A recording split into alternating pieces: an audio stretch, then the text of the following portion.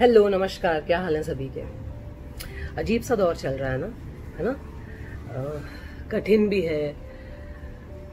Economy, काम, ये lockdown, ये वायरस, ये आपस में इतनी दूरी, बहुत अजीब वक्त चल रहा है।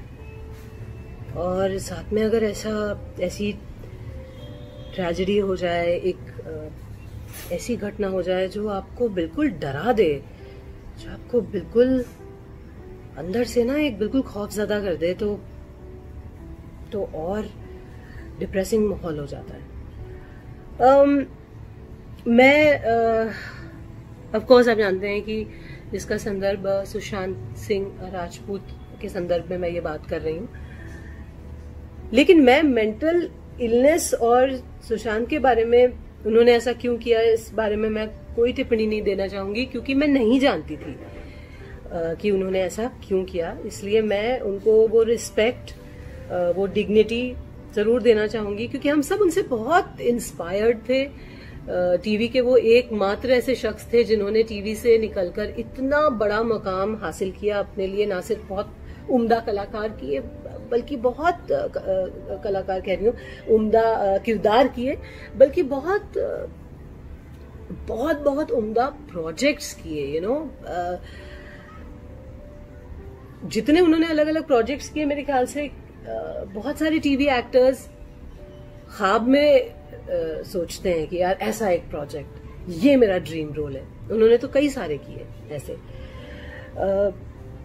और इतना हासिल करने के बाद उनका मानसिक रोग कितना उन पे हावी था, मैं ये सोच के भी डरती हूँ। इसलिए मैं बिल्कुल इस स्थिति में नहीं हूं कि मैं उन पे कोई टिप्पणी करूं, लेकिन हाँ, मैं उन लोगों से इस वीडियो के माध्यम से बात करना चाहती हूँ जो मेंटल हेल्थ या मेंटल इलनेस, मानसिक रोग से गुजर रहे हैं, उसका शिकार हैं।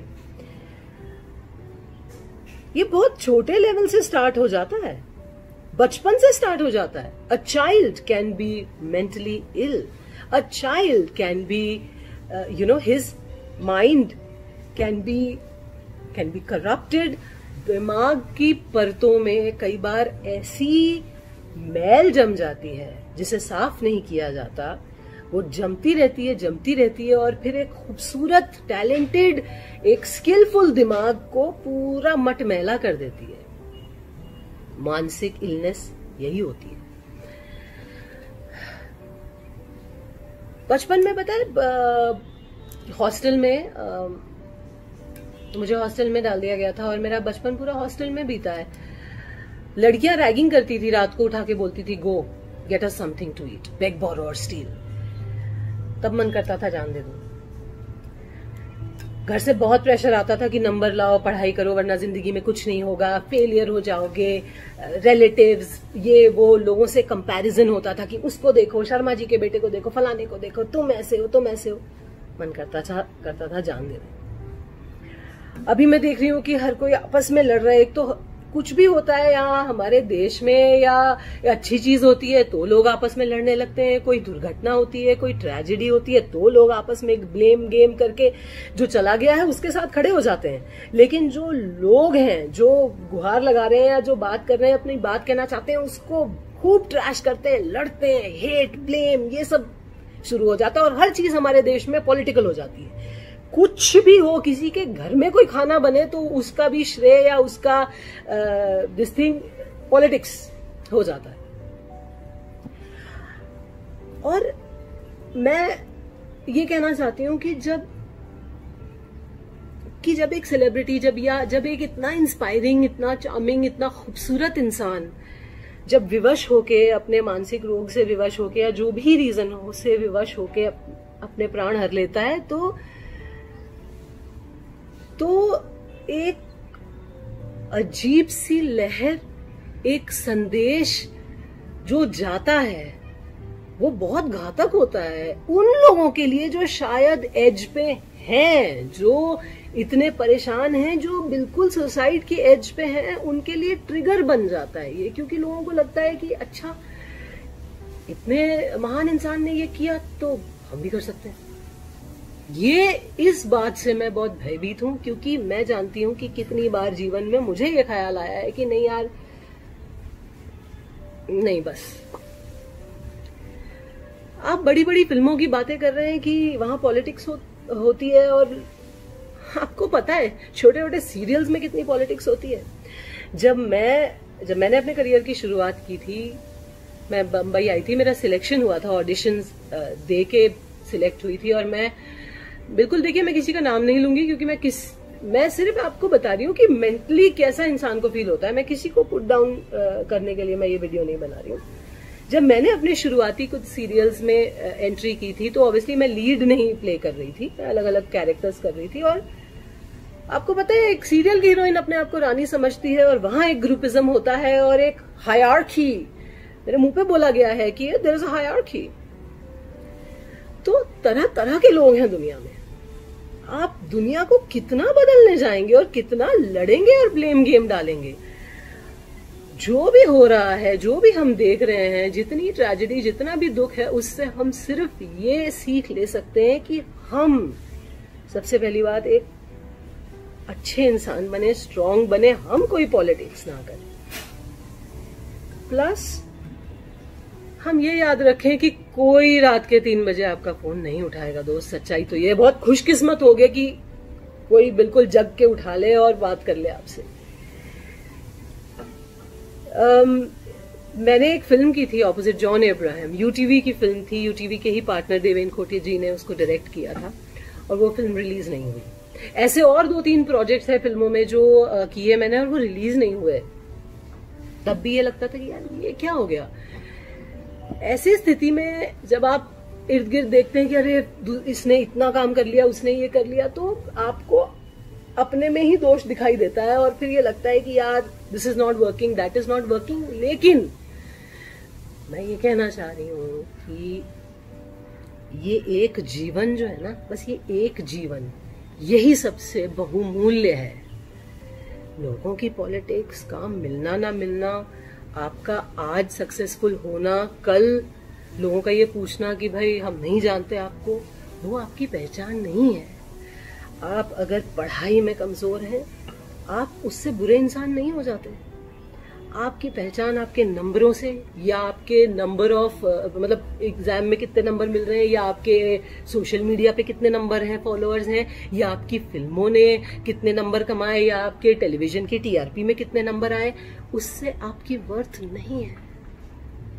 आपकी वर्थ उस जीवन से है जो आप क्रिएट करते हैं अपने मन की खुशी से, अपनी मुस्कुराहटों से, अपनी संतुष्टि से।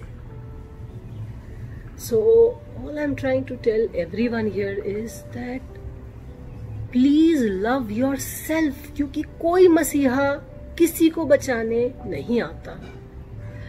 आपको सब अपना हीरो खुद बनना पड़ता है। B the hero of your life, of your story. जो चला गया हम उसके साथ खड़े हो जाते हैं, उसके लिए खड़े हो जाते हैं। लेकिन जब कोई जीवित रह के गुहार लगाता है, बात करता है, उसकी हम नहीं सुनते। हम कहते हैं अरे कोई बच्चा अगर रो रहा है, परेशान हो रहा है, एंगर इश्यूज हैं बच्चे को, तो हम कहते हैं जिद्दी है, इसके चांटे लगाओ। पिट पिट के ही बड़े हुए हैं ना हम सब, है ना। हम ये मिडिल क्लास गांव के बच्चे, हम तो खूब पिटे हैं, टीचर्स से भी, पेरेंट्स से भी। तो जिंदगी फेयर नहीं है और दुनिया बहुत जालिम है हर जगह। मैं ये नहीं कह रही हूँ चेंज होनी नहीं चाहिए, ऑफकोर्स चेंज होनी चाहिए, ऑफकोर्स काइंडनेस होनी चाहिए, प्यार होना चाहिए, इक्वालिटी होनी चाहिए, ऑफकोर्स डिवीजन नहीं होना चाहिए, मेरिट पे मिलनी चाहिए चीजें। ये इसलिए नहीं क्योंकि आप किसी के बेटे हो या किसी के कुछ हो, लेकिन हर जगह ये है। मंदिर में भी आपको कनेक्शन लगाना पड़ता है तब वीआईपी दर्शन होते हैं, वरना 12-12, 24-24 घंटे लाइन में लगे रहना पड़ता है ना। स्कूल के एडमिशन के लिए डोनेशन से लेकर, अप्रोच से लेकर, कांटेक्ट लगाओ तब अच्छे स्कूल में एडमिशन होता है ना। ये सही नहीं है, लेकिन ये होता है। इन चीजों से, पॉलिटिक्स से, या कुछ लोगों ने, आपको पता है कितनी गंदी बातें मैं और मेरे जैसी बहुत लड़कियां ट्विटर पे देखती हैं, पढ़ती हैं अपने बारे में। आज सुबह मैंने पढ़ा, किसी ने ट्वीट किया था कि अरे तुम मर जाओ, नो वन केयर्स, ये लिखा था किसी ने, और मैंने बस उस इंसान को ब्लॉक कर दिया, क्योंकि आपके हाथ में है, आपके ही हाथ में, कोई नहीं आएगा बचाने। कोई जो लोग कहते हैं ना कि अरे आई विल बी देयर, सब बिजी हो जाते हैं अपनी जिंदगी में, किसी को ये ख्याल नहीं आता कि अरे मैंने नहीं उठाया फोन या मैंने बात नहीं की तो ये इंसान शायद कुछ गलत ना कर ले। No one thinks like that. Be the hero of your life, be strong, love yourself. अपने से ऊपर किसी को समझना नहीं, अपने ऊपर हावी मत करना किसी को, लेकिन छोटे बड़ों के आगे प्रेम और स्नेह समेत झुकना जरूर, है ना, लेकिन घुटने मत टेकना। Never give up, never, because ये दुनिया वर्थ इट नहीं है कि आप अपनी जान दे दें। तो प्लीज कोई भी लोग अगर स्ट्रगल कर रहे हैं, जूझ रहे हैं, मैं इतना ही बोलूंगी कि मैंने ये सारी फीलिंग्स महसूस की है और मैं उसमें से उबर के आई हूं। कई बार अभी भी स्ट्रगल करती हूँ, जब तकलीफ होती है, दुख होता है, लेकिन उबर के आने की कोशिश करती हूँ। उबर के आइए, क्योंकि कोई और बचाने नहीं आएगा। Fight, fight, never give up. और एक चीज और मैं ये कहूंगी कि सुसाइड ना, लोग कहते हैं कि ये मत कहिए कि सुसाइड कमिट किया, क्योंकि कमिट करना क्राइम होता है। मैं ये पूछना चाहती हूँ कि क्या ये क्राइम नहीं है जो आपने अपने साथ किया? अपने किसी रोग में घिर कर आप उस रोग को मारिए, खुद को नहीं। उस रोग को मारने की कोशिश कीजिए, हेल्प लीजिए, प्रोफेशनल हेल्प लीजिए, मगर इतने सुंदर व्यक्तित्व को खत्म कर देना तो एक क्राइम ही हुआ ना। प्लस जो रोते हुए बूढ़े माँ बाप रह गए पीछे, उनको इतना रुलाना क्राइम ही तो हुआ।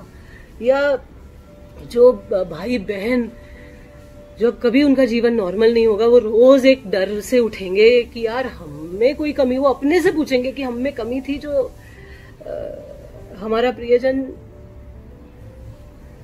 वो क्राइम नहीं है क्या? जो एक संदेश आप अपनी हत्या करके दूसरों के दिलों में छोड़ जाते हो, जहां लोग बस अटकलें लगाते रह जाते हैं, क्या ये सही है? सही नहीं है ना। मत करना ऐसे, मत करना। You are not alone, everyone is fighting mental illness. किसी के दिमाग की परतों में मैल ज्यादा होता है, किसी में कम। बस यही वेरिएंट है कि भाई इंटेंसिटी का फर्क है। Fight, just fight. और बस मैं ये कहना चाहूंगी कि जो लोग इस चीज के साथ अपना उल्लू सीधा कर रहे हैं, वो हैव अ हार्ट, मत करो।